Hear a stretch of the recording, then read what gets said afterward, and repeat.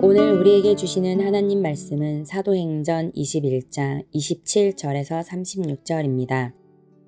그 이래가 거의 참에 아시아로부터 온 유대인들이 성전에서 바울을 보고 모든 무리를 충동하여 그를 붙들고 외치되 이스라엘 사람들아 도우라. 이 사람은 각처에서 우리 백성과 율법과 이곳을 비방하여 모든 사람을 가르치는 그 자인데 또 헬라인을 데리고 성전에 들어가서 이 거룩한 곳을 더럽혔다 하니 이는 그들이 전에 에베소 사람 드로비모가 바울과 함께 시내에 있음을 보고 바울이 그를 성전에 데리고 들어간 줄로 생각함이러라. 온 성이 소동하여 백성이 달려와 모여 바울을 잡아 성전 밖으로 끌고 나가니 문들이 곧 닫히더라.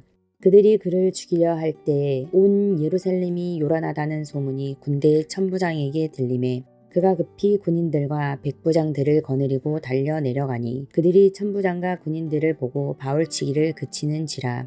이에 천부장이 가까이 가서 바울을 잡아 두 쇠사슬로 결박하라 명하고 그가 누구이며 그가 무슨 일을 하였느냐 물으니 무리 가운데서 어떤 이는 이런 말로 어떤 이는 저런 말로 소리치거늘 천부장이 소동으로 말미암아 진상을 알 수 없어 그를 영내로 데려가라 명하니라.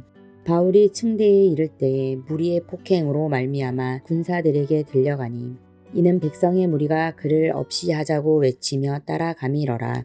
아멘.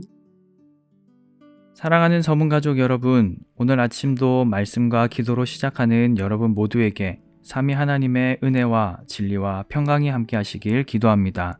2002년 한일 월드컵 때 일입니다. 그때 당시 저는 고등학교 1학년이었고요. 야간 자율학습이 있었는데 자율은 아니었고 의무적으로 해야 했습니다. 1학년 당시는 9시까지 야자하고 독서실로 가서 12시까지 있다 오곤 했습니다. 그런데 2002년 6월 우리나라에서 월드컵이 개최되었고 우리나라는 엄청난 성적을 거두었습니다. 그때 한창 거리 응원이 유행하였죠. 저와 몇몇 친구들은 등교할 때 붉은색 티셔츠를 숨겨왔고 거리 응원에 참여하기 위해 아주 과감하게 야자를 쬐습니다. 당시 담임 선생님은 전날 야자 짠 사람들 다 앞으로 나오라고 했습니다.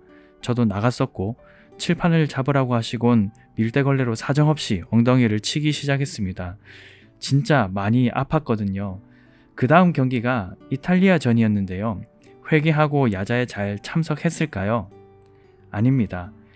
그날도 등교할 때 붉은색 티셔츠를 가져왔고 어김없이 거리 응원에 참여하기 위해 과감히 야자를 쬐습니다. 다음날 아침에 정말 학교 가기 싫더라고요. 왜 그랬을까요? 맞을 걸 알기 때문입니다. 정말 무지막지하게 때리셨거든요. 그날 아침은 정말로 학교 가기 싫었습니다. 사도 바울이 예루살렘으로 갑니다. 예루살렘으로 가면서 그간 세웠던 교회들을 돌아봅니다. 복음 위에서 든든하게 세워지길 원하며 교회들에게 말씀을 가르쳤습니다. 그러면서 이제는 더 이상 나를 보지 못할 것이라고 얘기합니다. 왜냐하면 예루살렘으로 가면 바울에게 핍박과 고난과 죽음이 기다리고 있기 때문입니다. 바울은 이 사실을 알고 있습니다. 저 같으면 예루살렘으로 가지 않았을 것입니다. 죽음이 기다리고 있는데 고난과 핍박이 기다리고 있는데 거기를 제 발로 찾아간다는 것은 미련하고 어리석은 짓이지 않습니까? 두렵지 않겠습니까? 저 같으면 예루살렘으로 쉽게 가지 못했을 것입니다. 그런데 바울은 죽음과 고통과 핍박이 기다리고 있는 예루살렘으로 갑니다. 왜냐하면 하나님께서 원하시기 때문입니다. 바울이 만나는 사람마다 바울을 말렸습니다. 바울을 진심으로 아끼고 사랑하는 사람들이 바울의 길을 막아섰습니다. 심지어는 성령의 감동을 받은 제자들이 바울더러 예루살렘에 들어가지 말라 하였습니다. 그러나 바울은 예루살렘으로 가려 합니다. 그는 에베소의 장로들에게 이렇게 말하였습니다. 보라, 이제 나는 성령에 매여 예루살렘으로 가는데 거기서 무슨 일을 당할는지 알지 못하노라. 오직 성령이 각 성에서 내게 증언하여 결박과 환난이 나를 기다린다 하시나 내가 달려갈 길과 주 예수께 받은 사명 곧 하나님의 은혜의 복음을 증언하는 일을 마치려 하면은 나의 생명조차 조금도 귀한 것으로 여기지 아니하노라. 이제는 여러분이 다 내 얼굴을 다시 보지 못할 줄 아노라. 죽기를 각오한 사람은 말릴 수 없습니다. 바울은 주 예수의 뜻을 따라 죽음을 각오하고 예루살렘을 향하여 갑니다. 이에 에베소 장로들은 크게 울며 바울의 목을 안고 입을 맞추고 근심하며 바울을 배로 배웅해 주었습니다. 예루살렘에 도착한 바울은 어떻게 되었을까요? 주 예수께서 명하신 것에 이토록 순종하였다면 좀 지켜주시고 보호해 주시고 형통케 하셔서 더 널리 효과적으로 복음을 전하도록 하나님께서 좀 도와주시면 안 될까요? 예루살렘의 유력 인사들도 좀 만나게 해주시고 회당장들과도 회동도 좀 갖게 해주시고 많은 무리에게 복음을 전하게 하셔서 예루살렘을 통째로 복음화해 주시면 안 될까요? 주님의 생각은 우리의 기대와 참 많이 다릅니다. 우리의 바람과 달리 바울은 예루살렘에서 심한 고난과 핍박을 받습니다. 오늘 본문을 보면 바울을 죽이려 하는 유대인들이 아시아에서부터 예루살렘까지 쫓아왔습니다. 그들이 무리를 충동시켜 바울을 심히 칩니다. 무리가 바울을 죽이려 할 때에 군대의 천부장이 급히 찾아와 바울을 보호해 주었습니다. 바울을 다른 곳으로 이동시키려 하나 무리의 폭행으로 인해 스스로 걷질 못할 정도가 되었습니다. 하는 수 없이 군사들이 바울을 들고 이동합니다. 백성들은 그들을 따라오면서 바울을 죽이자고 아우성입니다. 사랑하는 성도 여러분, 바울의 삶을 어떻게 생각하시나요? 참 미련하지 않습니까? 세상 사람들의 기준으로 봤을 때는 정말 턱도 없는 실패자의 모습을 갖추었죠. 바울은 당대의 가장 뛰어난 학자 밑에서 배운 사람입니다. 또 젊은 나이에 유대교에서 꽤 영향력 있는 자리까지 올라갔었습니다. 천막을 만드는 고급 기술도 가지고 있었습니다. 얼마든지 편하게 살 수 있었고 넉넉하게 살 수 있었습니다. 인정받으며 살 수 있었습니다. 그런 자신의 삶을 다 포기하고 주 예수를 위해 자기 생명도 아끼지 않았습니다. 미련한 삶처럼 보이지 않겠습니까? 아니, 복음을 전하더라도 적당히 할 수 있지 않습니까? 성령의 감동을 받은 제자들도 만류했고 자신을 사랑하는 수많은 교회들도 걱정했습니다.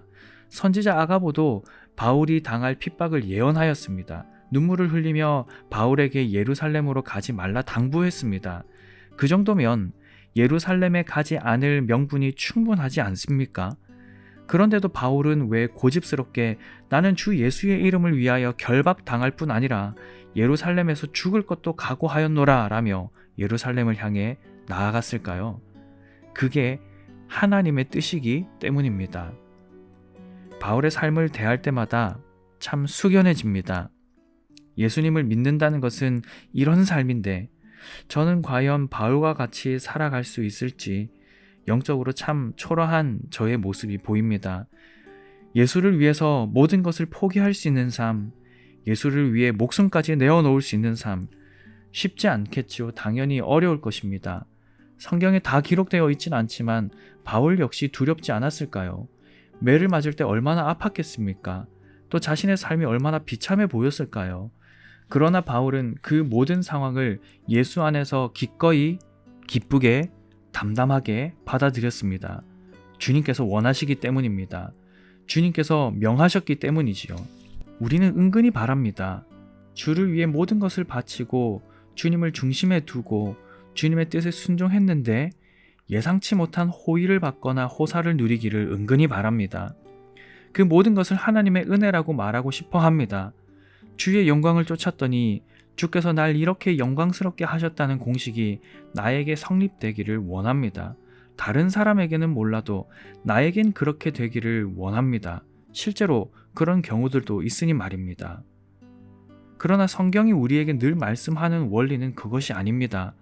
선을 행하되 고난받는 것, 하나님 나라와 그 의를 구하되 핍박도 겸하여 받는 것, 우리는 의를 행하고 고난받기 위해 부르심을 받았습니다. 예수님께서 의를 위해 고난받고 십자가에서 죄인들을 살리신 것처럼 말입니다. 바울이 하나님 나라와 그 의를 구하기 위해 자진해서 고난과 핍박의 예루살렘으로 걸어간 것처럼 말이지요. 우리의 계획과 하나님의 계획이 다름을 인정해야 합니다. 고난이 기다리는 길이면 가지 말아야지, 보내지 않았어야지, 막아서야지, 이것이 우리의 상식입니다. 그러나 하나님은 성령 안에서 예수 그리스도의 길, 그 십자가의 길을 걷게 하셨습니다. 왜 그렇습니까? 그것이 하나님의 뜻이기 때문입니다. 우리 눈으로 보기에는 미련하고 손해가 있어 보이나 모든 것이 합력하여 선을 이루는 것을 우리 주님은 알고 계시고 또 그렇게 이루어 가시기 때문입니다. 이 찬양이 처음 나왔을 때 후렴 가사를 정말 많이 묵상했었습니다. 원하고 바라고 기도합니다의 후렴 가사인데요. 하나님의 꿈이 나의 비전이 되고 예수님의 성품이 나의 인격이 되고 성령님의 권능이 나의 능력이 되길 원하고 바라고 기도합니다. 이 기도가 현실이 될 수 있다면 더 이상 바랄 것이 없겠다는 생각이 들었습니다. 그러면서 가사를 저의 기도로 삼아 참 많이도 씨름했습니다. 지금도 여전히 씨름 중입니다. 제 꿈이 교묘하게 하나님의 꿈과 엇나갈 때가 있습니다. 저의 인격은 여전히 예수님의 성품을 담지 못합니다. 저의 능력은 참으로 초라함에도 불구하고 여전히 제 힘으로 무엇인가를 이루려는 어리석음이 있습니다. 잘 안 됩니다. 잘 안 되니까 더 간절하게 기도하게 됩니다.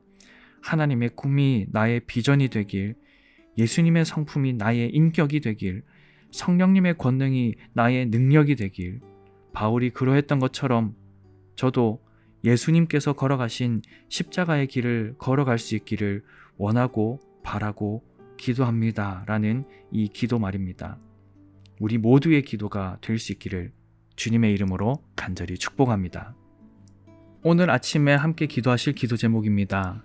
첫째, 하나님의 꿈이 나의 비전이 되고 예수님의 성품이 나의 인격이 되고 성령님의 권능이 나의 능력이 되어 주님께서 걸으신 십자가의 길을 걸을 수 있도록 은혜 베풀어 주옵소서라고 기도하겠습니다.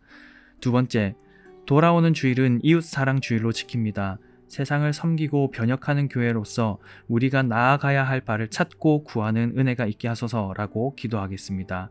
이와 같은 기도 제목으로 기도하시고 개인적인 기도 제목으로 계속 기도하시기 바랍니다.